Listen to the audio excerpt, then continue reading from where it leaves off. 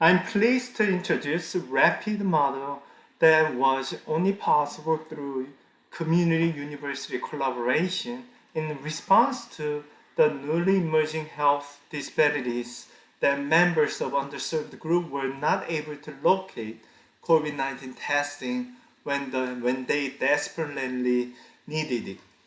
Rapid model was first conceived by the community and fully developed and delivered through this community university collaboration. It was really challenging time for Arizonians in June 2020, if you can remember. In Maryville village, 1,000 people had to wait up to 13 hours, and members of a community university collaborative team knew that many social determinants of health that you see from this slide were contributing to this new challenge. Rapid model leveraged the community embeddedness and trust that community health workers and local partners already had or owned through their activities before pandemic. Real-time monitoring of COVID-19 case number from each zip code area were integrated with local knowledge about underserved groups and communities without health providers.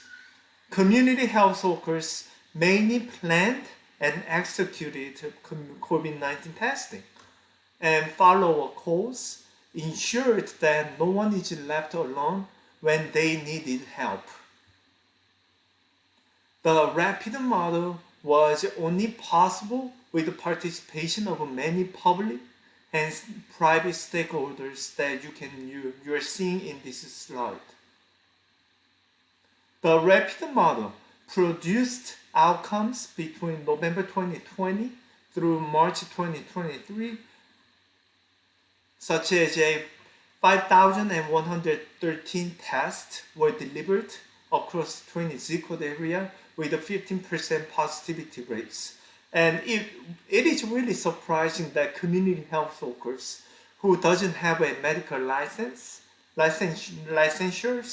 put only 0.9% invalid test, and 16.5% of total participants spoke to medical providers, and over 6% of participants were called by community health workers as the follow-up to address unmet needs for social services and the vaccine registration assistance. And we observed several facilitators for collaboration. First, for sure, consensus for more action to address health disparities are needed was incredible driver and motivation for this team. Everyone was on board. And number two, existing community advisory board and local champions for underserved groups and trust from community members were critical resources for the rapid model successful. Lastly, cultural humility. This is another resources for such collaboration successful. Here are some implications that out of a rapid model. Number one, idea gathering from bottom up is critical, and readiness to respond to infectious disease required community embedded organizations and community health workers.